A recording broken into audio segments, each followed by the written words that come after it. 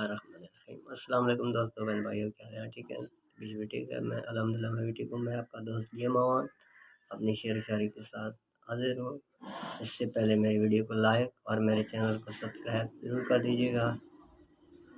सबक ज़िंदगी ने सिखाया है मुझे, हर अपने ने रुलाया है मुझे। सबक ज़िंदगी ने सिखाया है मुझे, हर अपने ने रुलाया है मुझे।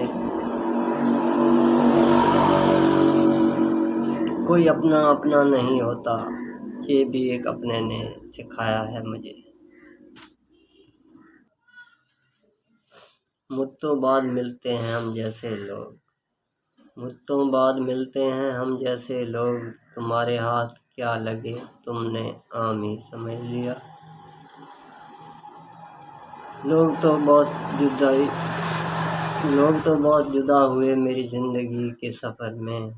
लोग तो बहुत जुदा हुए मेरी ज़िंदगी के सफ़र में, लेकिन एक तेरा जुदा होना मुझको अंदर से वीरां कर गया।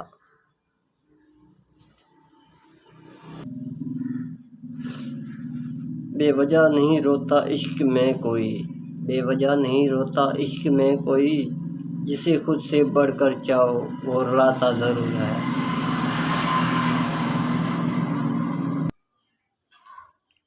हमारे बाद न आएगा उसे चाहत में ऐसा सकून, हमारे बाद न आएगा उसे चाहत में ऐसा सकून।